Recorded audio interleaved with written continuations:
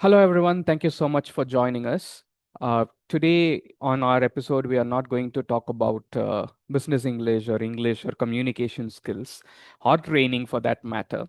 We are starting with a completely new series where I am going to try to talk to people from different professions and let people know about the opportunities available in those professions, and so that people can make informed choices.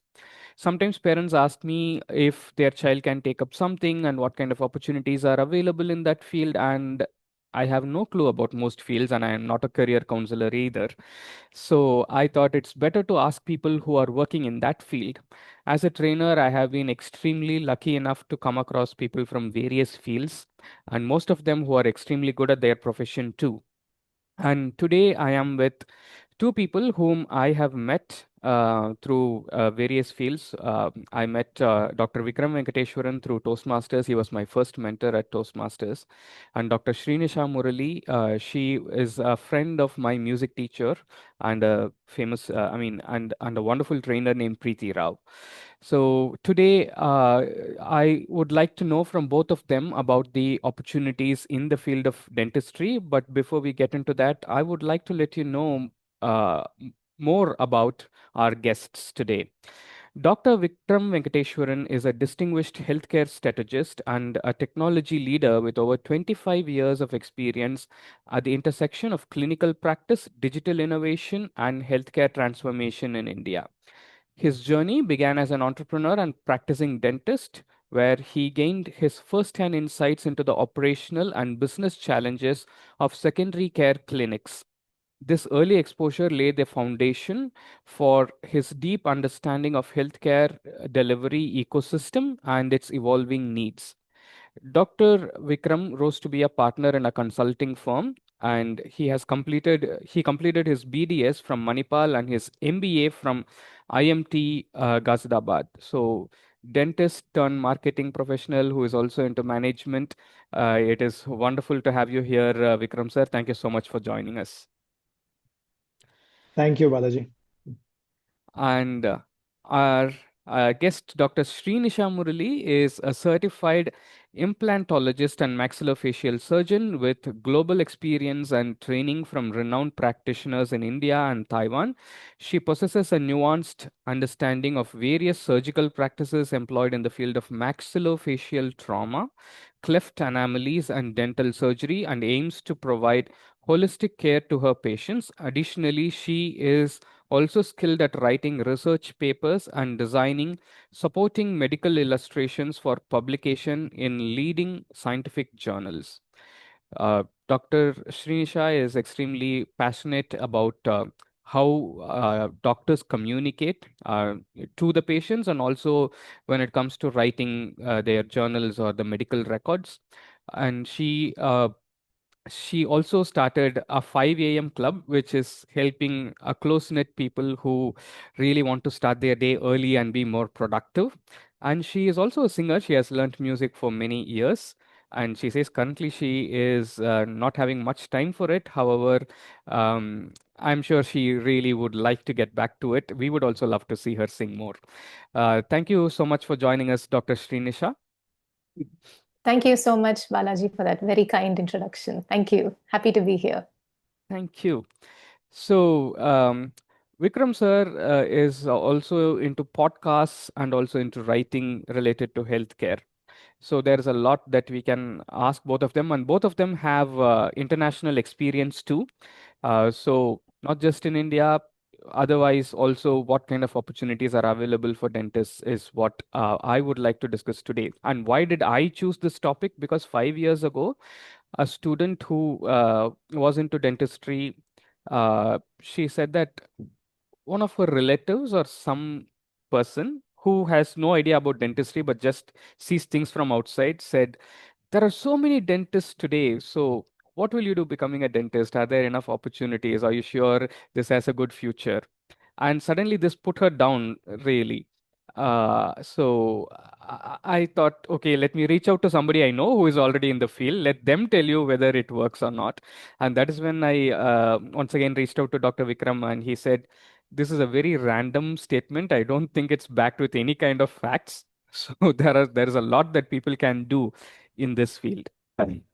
So that is one of the primary reasons to start with dentistry as the first episode.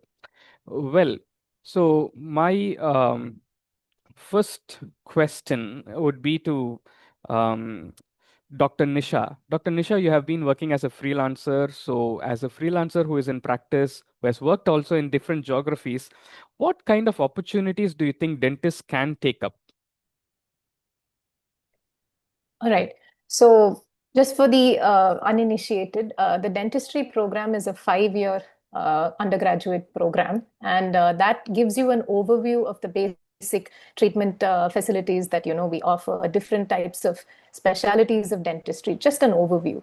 And that should be post finishing that program, the conventional route that one could take would be to directly get into clinical practice immediately. So if you want to do that, you can either establish your own dental clinic if that suits you.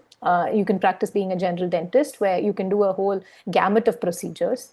If you would feel that you would require a little more experience before you do that, you could always join as an associate dentist in any other dental practices that are there, either private practice or government practice, whatever is your preference. And if you feel you would like to specialize further in any of the specialties of dentistry, if you're into orthodontics or prosthodontics or surgery or endodontics, these are all different specialties that cater to various problems that are there in the oral cavity. So if you feel that you would like to specialize further, so you can get a more nuanced understanding of some of the problems that are there in the oral cavity, you could always, write your examinations for getting into a postgraduate program. And you could finish that and then decide whether you want to establish your clinical practice and so on. So this is what I would call the conventional route that one could take post BDS.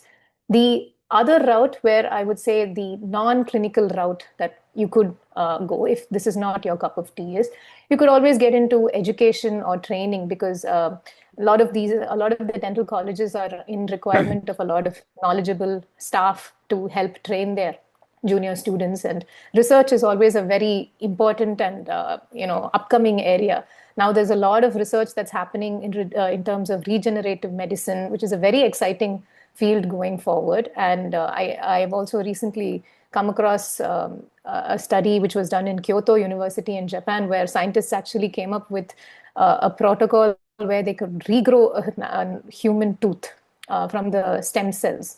So this has been sort of creating a lot of buzz in the dental community, and it's a very exciting piece of news that's actually here. So that's another area that if you're of a research bent, that's something else that they could pursue. Of course, it helps that if you also try to hone other skills that are complementary to the profession. For example, the reason I got into digital illustrations were because when I was training in Taiwan and we were writing research papers to sort of publish our findings, our clinical studies, we needed digital illustrators. So we needed illustrators to to sort of convey what surgical procedures, if there was a surgical procedure that we wanted to convey pictographically, we wanted someone to do that. So I took it up because we were finding it difficult to actually find people who could convey what we wanted to do. So it was something that I just trained myself to do, and I was very happy that I didn't know that it was something that I could do or I would have a need for, but I got into it and I'm enjoying it. So that's something that you could also pick up. It's a good way to also keep you in touch with a lot of people who are into research. You also get to contribute to the research and understand what else is happening in the field of dentistry.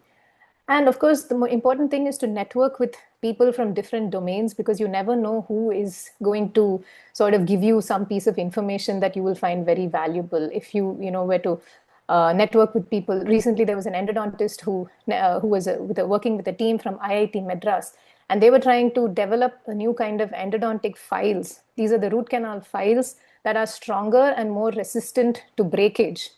So these are people who are from the core, material science background, and it's very complementary to have someone from a dental background work with them. That could really create a lot of opportunities for innovation in products in the dental field. So these are some of the non-clinical routes that one could pursue. This is just everything in a nutshell. I'm sure Dr. Vikram would have a lot more Yes. ideas about this. Thank you. Thank you, Nisha. You spoke about the clinical practice, teaching, and also becoming an illustrator and so on. Um, but then, how frequently do illustrators get opportunities, and do they get paid for their work? And so, is that similar to a clinical practice?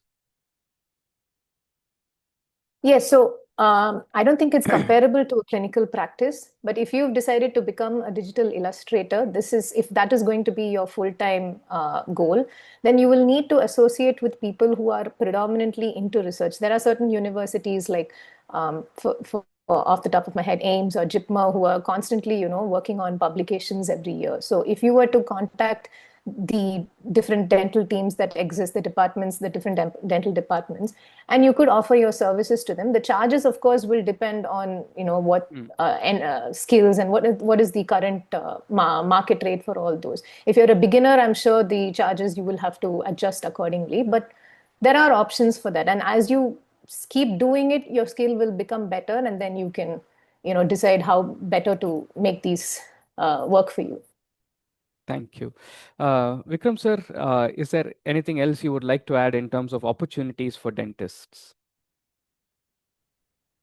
No, actually, the question should be what stops them from doing anything, right? Mm, As an individual, see the fundamental problem I see in the Indian education system, and Dr. Nisha will be aware of it, is that you make your choices very early in your career. So, for example, if you have to become a dentist now or a doctor for that matter, you're giving NEET today. To go to NEET, your decisions are made in 10th standard because you have to take biology post that.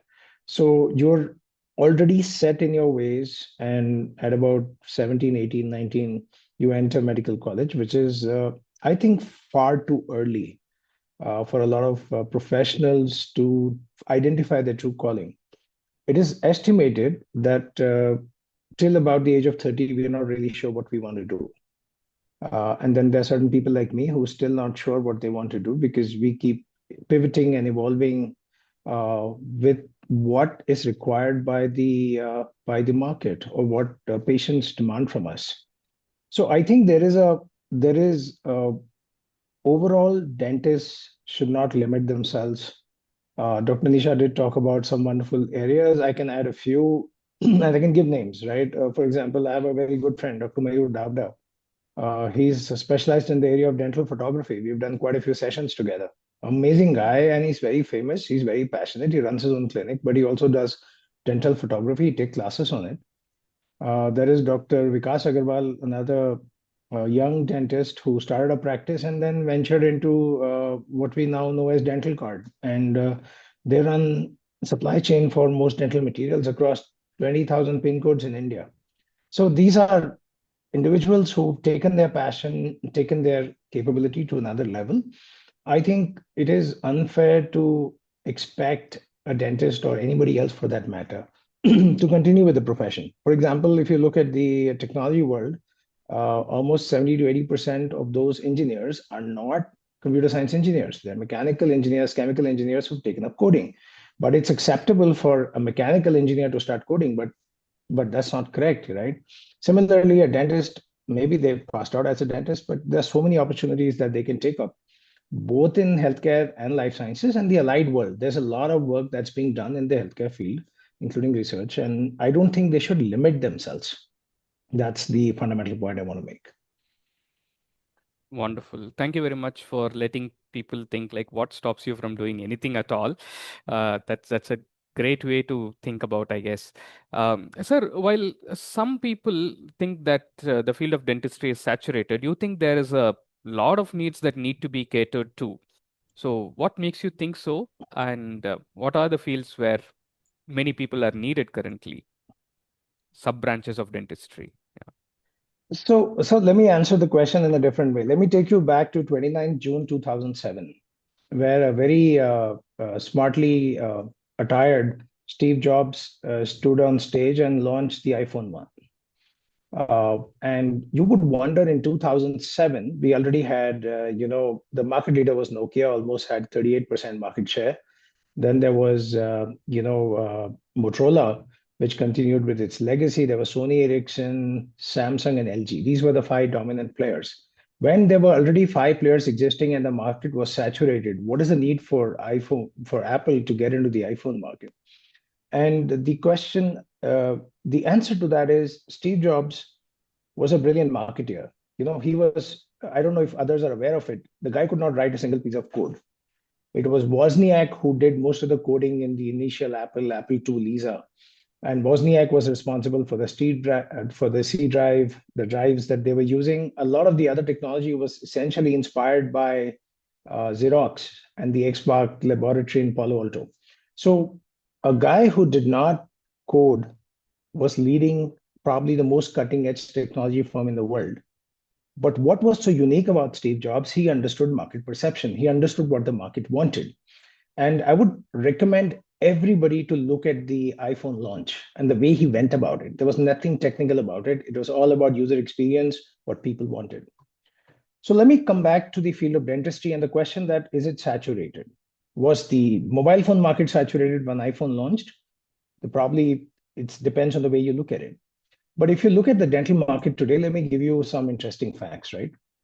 So according to Dental Council of India, we have about 377,000 registered dentists.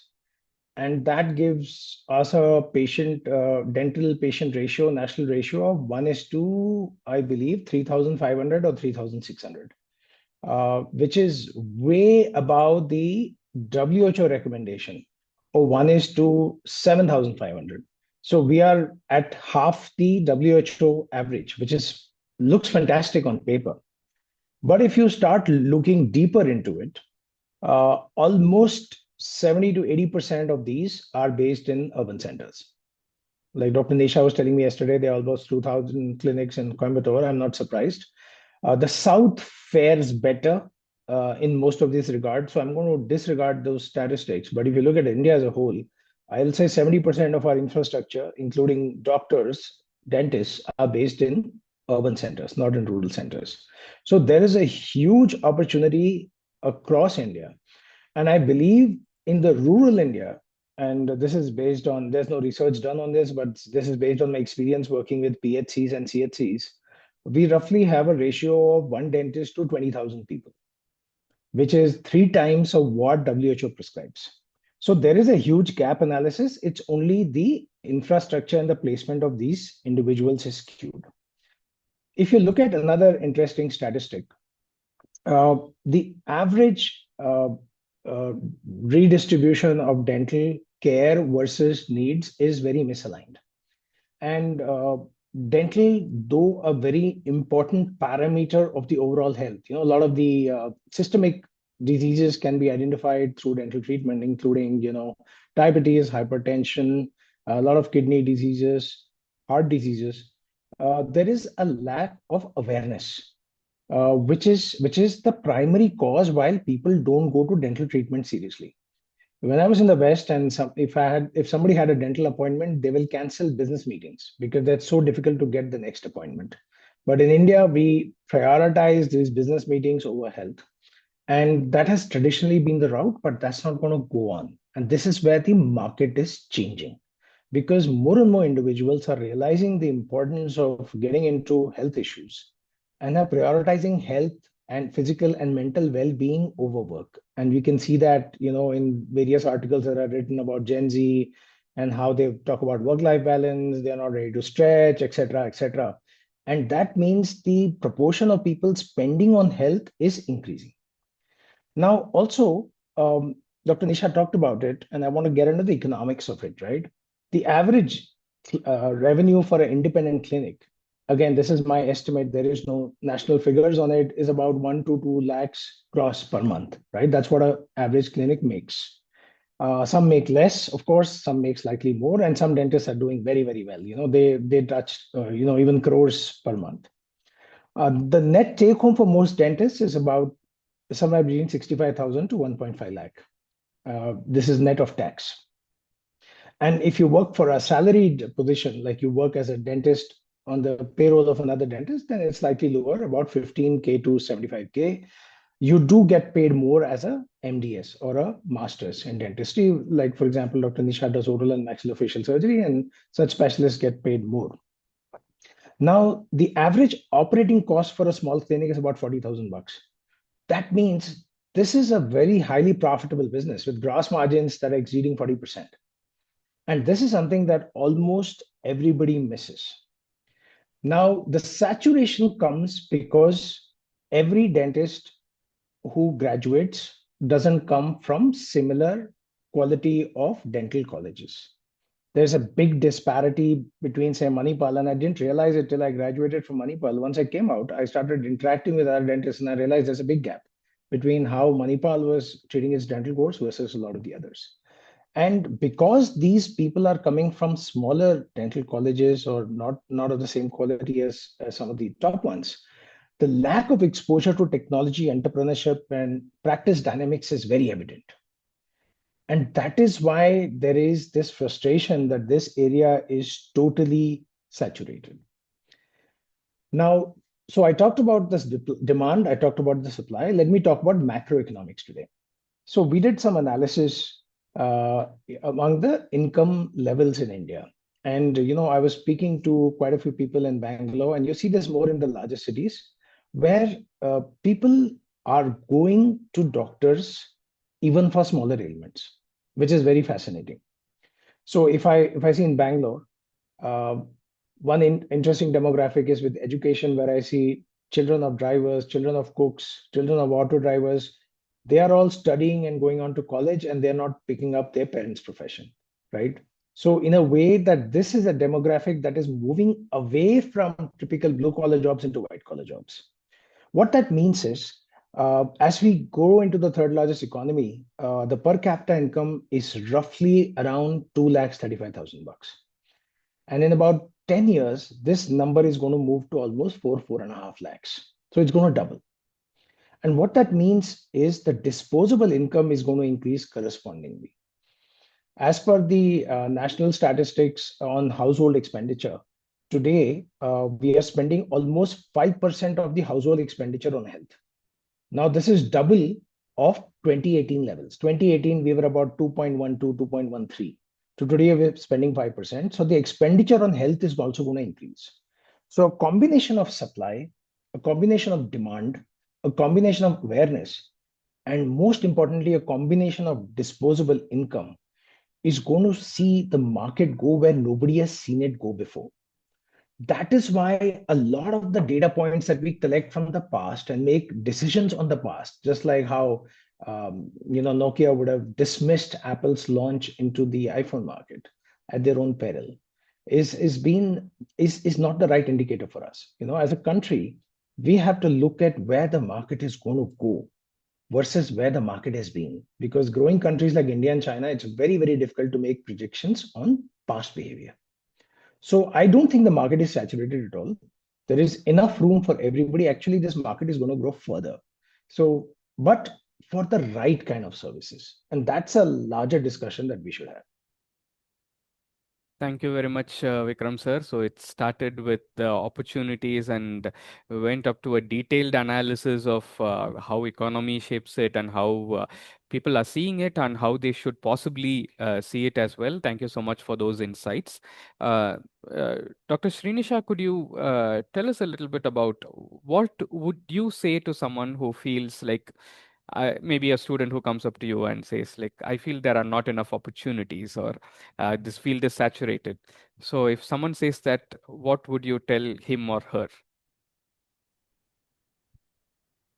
Well, yeah. So I would ask them, what field isn't saturated right now? That is the reality of it. But there is always, as Dr. Vikram said, what stops you from exploring? I know it's easier to say this, but there is a lot of opportunities where you can constantly upskill and learn new things. Like I said, dentistry, whatever is you learn in dental colleges, and as Dr. Vikram brought out that very important part where all dental colleges are not of the same level. Whatever we read and learn in dental colleges is just an overview. There is a reason they call it practicing dentistry, because all through you're actually sort of practicing your medicine and dentistry. So It's easy to feel in the earlier stages extremely overwhelmed with this, but I would say that it's a very exciting way forward because right now you've got technology that is elevating healthcare to a whole other level. Earlier, when we were younger, or 20 years back or something, we did conventional orthodontic treatment with braces and wires and pain. Now you've got clear aligners where there's none of all this. It's a very pain-free process to completely straighten and align the teeth. Something that we didn't think would be possible is now very much available in almost every clinic that you see. And now we've got, intraoral scanners, we have got digital planning softwares that help clinicians help better plan their treatment way forward. So we're at a very exciting age, where technology has beautifully merged with our healthcare, and there's no way but up, if I had to say it. So it's easy to get overwhelmed, but there's a lot of information out there. The sky is the limit. The only thing that can limit yourself is you. Thank you, Nisha. Could you also tell us a little bit about like your personal experience of why did you choose to go for a master's MDS? Sure. So I guess I was very fascinated with the surgery department back in my college. I always thought being a surgeon was the best thing to be because I always felt that they were doing something that they were akin to playing God, I would say.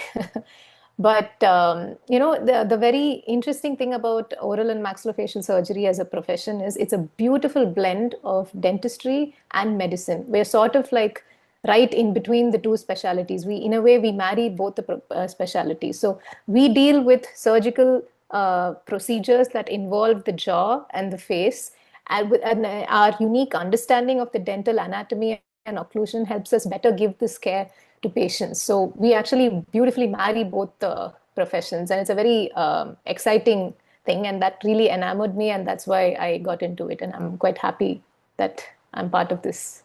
Wonderful. Thank you, Dr. Srinisha.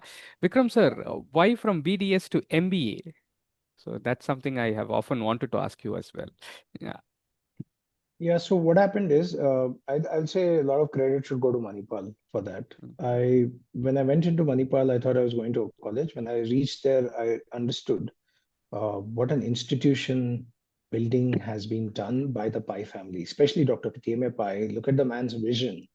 We used to have this anatomy lab on the Center for Basic Sciences. And if you go to the third floor, it's a beautiful building in Manipal. It used to be the tallest building those days in 94. I'm pretty sure there are taller buildings now. And from top, I had have a very bad habit of going early everywhere. I'll reach slightly early. And I used to sit there on top and watch all the buses from Hiradyaka, from Udupi, from all the neighboring areas come in and truckloads, busloads of staff, paraclinical staff, dropping into Manipal. Manipal was a small taluk and it was attracting so much employment. So I understood that Manipal was just not an educational institute, it was an institution by itself. And it continues to grow today, right? So when I was at Manipal, I used to talk to a lot of people and I realized that I was not very clear what I wanted to do next. I was not sure whether I should do masters in, say, oral and maxillofacial surgery. My preference would have been endodontics because that was an area that really fascinated me. I should have done that, but then I thought, no, I should practice for a while and then see which direction I want to go. And that's not a practice that too many people do. They essentially get in and then immediately finish their masters because they have to get on with their life, right? Then marriage, then children, and so on and so forth. For me, understanding what I wanted to do, and that's a quest I've had throughout my life. I'm always questioning what is it that I want to do. And during the practice, I got bitten by looking at dental surgery as a business, looking at the business of healthcare and how it works. And that's why after 6 years of practice, 99 to 2005, I gave my CAT and I joined IMT Ghaziabad after that. Because I saw myself more on the business side of things and not so much on the clinical side of things. Though at heart I remain a doctor, but the lens I started wearing was of an institution builder or an entrepreneur. Great. So I do have a question about the entrepreneur part. Vikram sir, actually, you mentioned about entrepreneurship, and you are planning to come up with a chain of dental hospitals. How is this? How did this idea come to you, and what is this chain going to do differently from other chains that exist? Yeah, that's a great question, and everybody's been asking me that. First of all, I don't think this is a hospital. In my head, primary care is all these preventive care programs, mostly run by government, and where a lot of CSR money from the private sector also goes. Tertiary care is what hospitals do. We took at one Manipal, Apollo, Aster. They're all tertiary care chains. Now, I think the real area of growth in India is secondary care. That's where I think a lot of work has to be done. And the way our population demographics are, I think tertiary care with their high capex, very expensive infrastructure, they will not be able to scale up to meet the needs of 1.4 billion people. So I think the time for secondary care to really step in and take the load off has come. And that is how the model will work. Primary care where the government works, secondary care where a lot of clinics work. And when I say secondary care, the way I define it is mostly day procedures. And tertiary care, which is their ICU and emergency and inpatient, is where the hospitals work. So the idea for this came from I wanted to start with secondary care, and I was looking around at secondary care options. I evaluated ophthalmology, gastroenterology, dermatology. I came to dental because I had done this in the past and I'd run the clinics for about 6 years. And second is I see a very interesting trend happening in the field of dental surgery, which is that if you look at the 3 lakh 77 or odd dentists that are working today, all less than 1% are part of organized chains. And when I say organized chains, the largest chain in India is Clove Dental. They run about 600 clinics or make about 390 crores as revenue, backed by PE firms, very strong structure, both in terms of process, human capital, etc. But apart from that, I see 99% or 98% of dentists working in small and medium clinics. I was trying to get an estimate of how many such clinics exist. My estimate is roughly around maybe 1.5 to 2 lakh such clinics exist in India today. So there is a huge gap, just like it was in tertiary care, 10, 20 years ago when you had a lot of standalone hospitals and few chains. I think dental is in the same phase about 20 years later. So I think there's a huge opportunity here. Now, I think India will see about 9 to 10 large chains in dental surgery in the next 10 years. And there will be a lot of consolidation, a lot of acquisitions. In middle of all this, why get into another dental chain? You can either take the glass as half empty or half full. I always look at it as half full, right? There is like Steve Jobs in 2007, I think there's an opportunity to get in and do something that others are not doing. So what is the challenge with overall secondary care today is a lot of our processes are broken. We are not very tech heavy. We have certain clinics that use a lot of technology, but vast majority of the practices still run on archaic principles that are already outdone. There are some very interesting things happening in dentistry which will disrupt the market. And I think Dr. Nisha always talked about it in the beginning about research from Japan, etc., which I'm going to speak about in some time. But I do see a huge opportunity to create value, to unlock the value that already exists. So what do we want to do? We want to do something that combines care continuum with general healthcare diagnostics, right? In the oral care segment. And work with high-end dentistry with things like implants, robotics, integrated digital dental services. Have a highly integrated AI and digital workflow. Look at patient experience as the key. See, what happens is the procedures don't matter. It doesn't matter what procedure has been done, as long as you've treated the patient and he's had a very good experience and his problems are taken away. What we are seeing in the field of dentistry is we immediately jump to the conclusion, we try to solve what has to be solved.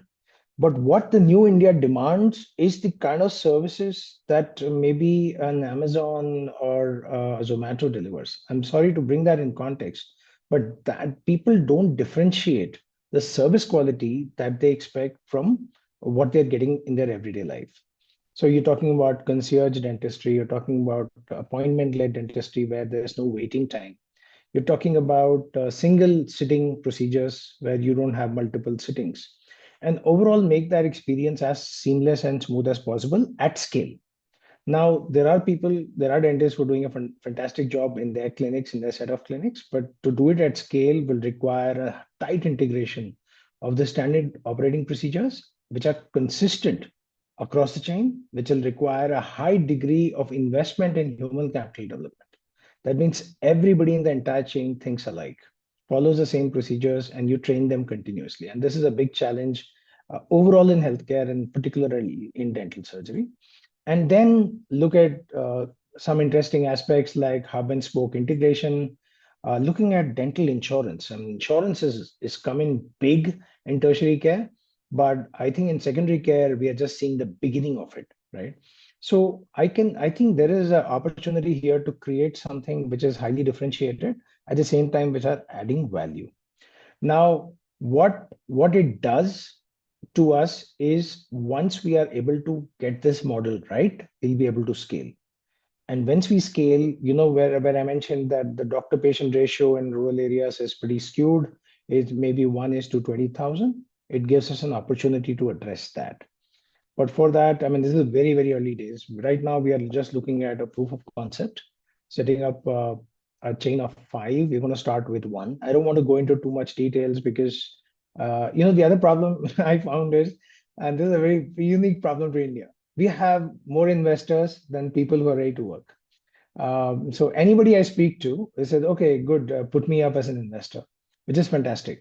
But what is important is we've just stopped looking at investors because we understand that there is demand, there is supply. But what we are looking at is who can be the right partner to scale this, who's ready to do the hard work, right? So I think there's an opportunity. There's a huge opportunity, and I think we are not the only ones. Everybody's thinking on similar lines. In the past, large hospitals have tried running dental and not succeeded. And that's because secondary care runs on a very different metric from tertiary care. And you have to recognize and respect that. So when I said in the beginning, this is a secondary care play, not a hospital play. Hospital is a very different ball game. This is a very different ball game. So, but early days still, we are pretty enthusiastic. We are working hard to figure out that winning model. I'm a man who lives by experiments. I run plenty of experiments, and Balaji, you know this. I keep experimenting, whether it's my speech or it's my life, it's my personal health. So this is yet another experiment. Once we get the data out of it, we shall be able to understand how this works. Thank you very much, sir, and all the best for your endeavor. You mentioned two points about tertiary care and secondary care. In layman's terms, how would you explain this? What is secondary? What is tertiary? Okay, so let me put it this way, okay? Anything that requires you to get admitted in very layman's terms, where you have to go into a hospital and you stay overnight and you stay there, I will label that as tertiary care. Okay. And whatever is a day procedure, where the procedure takes a few hours or one hour, couple of hours, 5 hours, 6 hours, I would label that as secondary care. Now there are overlaps. I don't want to confuse everybody. I'm not saying there's a hard and cut rule that it's human body after all. Sometimes after a day procedure, you have to be kept overnight for observation. In certain cases, in serious cases, like even in oncology, when you do chemotherapy or radiation therapy, it's a day procedure. That means you come in, you spend a few hours, and then you go away. So there is no hard and fast rule, but the way I have defined it for my own convenience and for the convenience of our listeners, think of it as a very simple logic. If you have to stay admitted in a hospital, that's tertiary care. There's quaternary care also, which is multi-system, multi-organ involvement. And if it's just a procedure that takes a few hours and you're out within that same day, then it's secondary care. Wonderful. Okay, sir. Thank you very much for clarifying that. Dr. Nisha, you were about to say something. I also wanted to wish Dr. Vikram on his endeavor. And a lot of the points that he said also resonated with me, especially with regard to insurance. Because right now, that is something that even for dental procedures, you actually can get your insurance, which is actually a very positive thing going forward, because that, as Dr. Vikram said, that means that the industry is, coping to the needs that are there right now. There is a need for, giving patients an option where they can get their dental treatment also done at a very earlier age and not wait until it becomes an emergency and then have it get treated. So, yeah, that's something that resonated with me as well. Wonderful. Um, Dr. Srinisha, I wanted to ask you about getting overwhelmed. Sometimes I see the books that are used at dentistry. Just by seeing the book, I get overwhelmed. So I wonder how people study, and you went ahead with your masters as well. What should the students of dentistry do to be successful rather than get overwhelmed? Right. So, what is very interesting about dentistry? You mentioned the textbooks that we read. So, the very interesting thing about the textbooks that we read, it's no even if you look at the textbooks that lawyers read or chartered accountants read, all of them are extremely huge and big. But we cannot judge a profession based on the size of the textbooks they read. The interesting thing about dentistry is there is a phenomenal amount of knowledge that we learn, not just with regards to human body or human pathology or diseases. This is a field that actually encompasses cosmetics as well as the management of disease. It's a beautiful combination of the two. So we actually learn, apart from our medicine and pathology, which our medical counterparts also learn, we also learn a lot about materials. We learn about properties of materials like ceramics and titanium alloys and zirconiums and resins and elastomers, just to give you a brief overview. So it encompasses all this. So I would say, instead of feeling overwhelming, it's actually exciting that we're exposed to so many things and that we can broaden our horizons actually. And knowing, because all this knowledge that we have, it will result in something else. Maybe it wouldn't necessarily lead you down to the path of starting a dental clinic, as Dr. Vikram said, but having all this knowledge could actually expose you, or it could actually broaden your horizon. You might want to do something else, work with someone in the material sciences, for example, and come up with products for the dental technology. So this is, there are multiple facets in this. So I would say, instead of feeling overwhelmed, we should be glad that we're exposed to a lot of information and knowledge in our earlier days, and just go from there. Thank you. Thank you very much, Srinisha. Vikram sir, have you ever felt overwhelmed by anything in this field? No, I get overwhelmed every day, and there's no denying it. You Hmm. are overwhelmed, and you move forward despite that. True. I think see, there are a couple of interesting things that are happening in the world in general. Hmm. One is we have more information than we need. Hmm. And then we have social media where you can display that additional information in case you miss the other streams. And then everybody has gotten into this FOMO, fear of missing out, because you feel, oh my God, that guy has gone to Korea and he's done a dental course. Why haven't I done it? I should do it. Then it'll help me get ahead. So it reminds me of a story my grandmother always used to tell me. And this was in relation to someone else who was being compared to me. My grandmother also always told me that you're the tortoise and that's the hare. And remember, the tortoise wins the race. And I used to get very offended by that statement, because who wants to be a tortoise? Everybody wants to be a hare. You want to be fast. And that was my age. It's only after experience I figured out that tortoises live for 150 years and hares hardly live for 15 years. And longevity is an attribute of the tortoise. And the tortoise, even culturally, if you look at Korea, Korea has this big fascination with tortoise. They invented something called a tortoise ship that was used for warfare, which had a very hard exterior shell and could not be attacked very easily. And the Korean Navy was fairly successful against the much larger Chinese Navy or the Japanese Navy because of these ships. So I think the important thing for everybody, whether they are dental students or life in general, is they have to run their own race. We cannot compare with others because all of us are wired very differently. So it is very important to spend time with yourself and understand what are your priorities. And if it's your priority is something else and not your career, or career is a priority but it's not the biggest thing in your life, then you need to slow down. And there's no harm in that.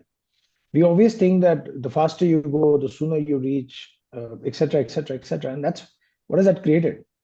It has created a scenario in which you have a CEO standing in Coldplay concerts and getting caught. So I don't think there is any merit in going fast uh, if you don't want to go fast. So you have to set your own pace. And this is what I realized the first day of my MBA. I went in there and I'm 28, everybody's 22, and everybody seems to get all the financial numbers, and I don't. And after about a couple of weeks of beating my head as to what's happening, I've cleared a medical entrance. I'm superior to all these guys. I said, well, it's not my race. I have to set my own race. I'm here for a totally different reason. They're here for a different reason. And in most cases, they don't even know why they're here, right? They're here because, after engineering, you have to do MBA. In my case, it was a deliberate choice. So I'm very clear what I had to do. And then you start thinking about it differently. To going to Dr. Nisha's point, uh, if someone wants to become a specialist, then they should go deep into the topic. Don't bother with anything else, because you're supposed to be deep. If you want to run a dental clinic, then you have to balance your knowledge of dentistry with the knowledge of business. So you will have to equip yourself based on the battle you're going to fight. And today we see a mad rush of looking at each other and moving ahead.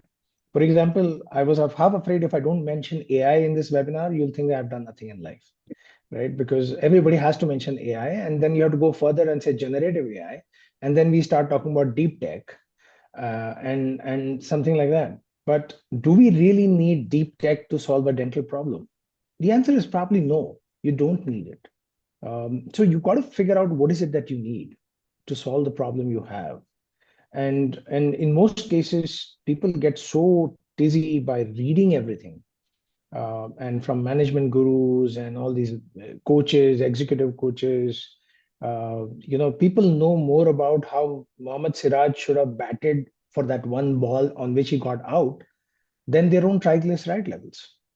I always have this joke that the triglyceride is going to get to you faster than whatever happens to the Indian team playing in England, because that may or may not have an effect. So I think it's very important to define what you want to do, circle that, and then figure out what is it that you need to succeed in that space. And if that is not the space, then fail fast, move on to the next thing.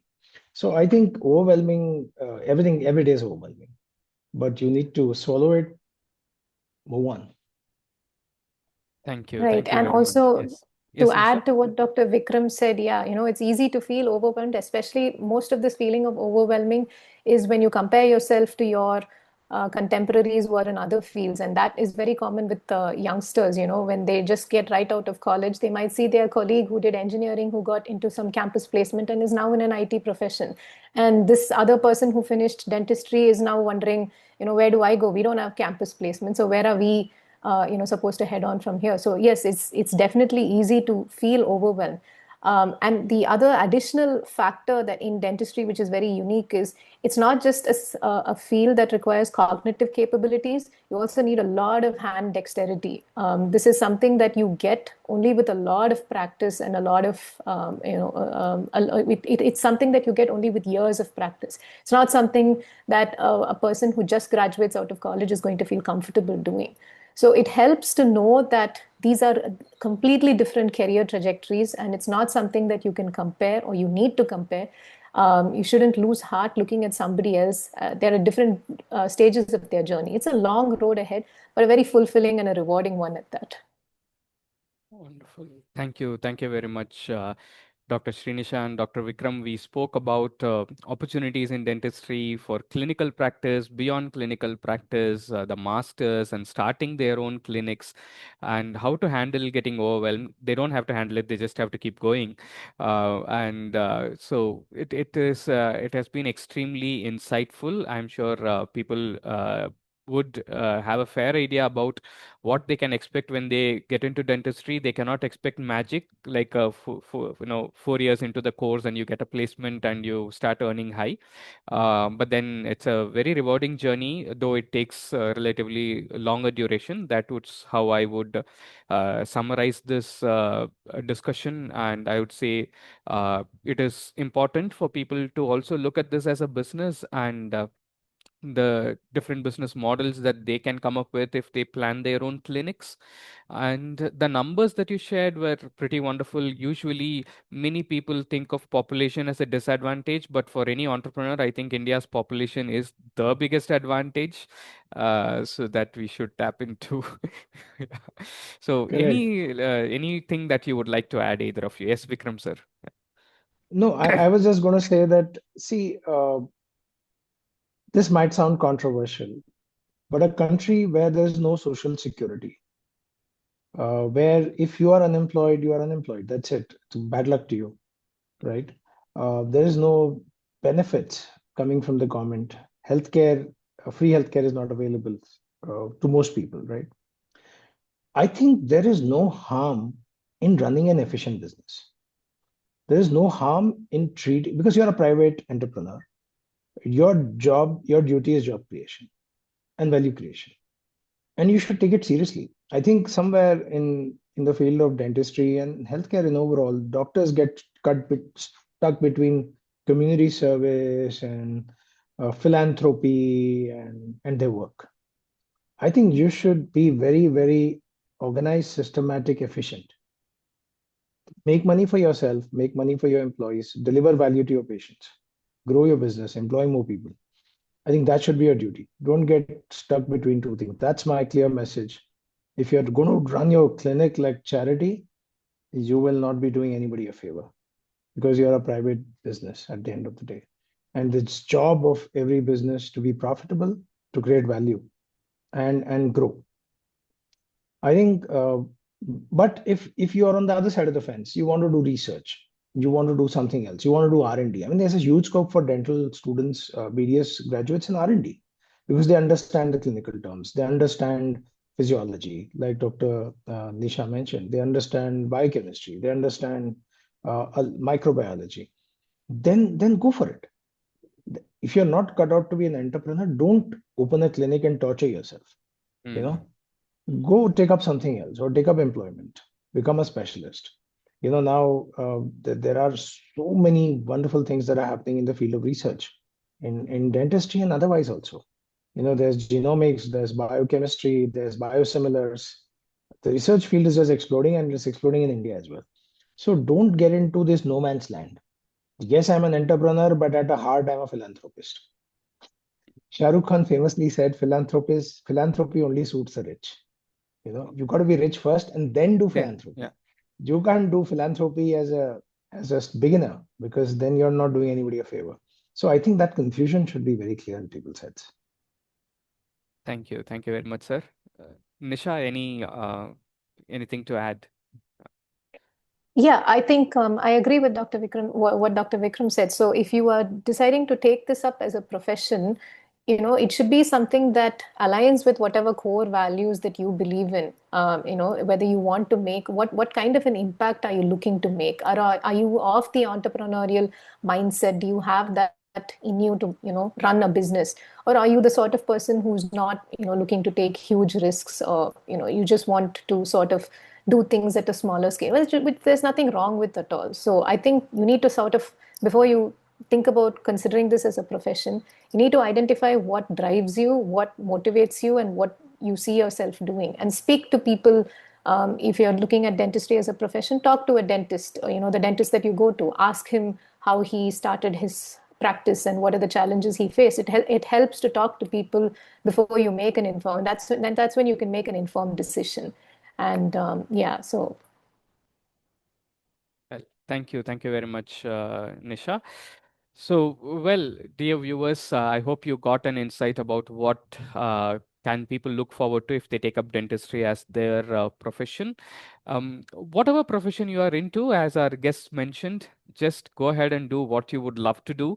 What stops you? Just go ahead and try it out. Fail fast at least, so that you can move ahead and figure out what else might work for you.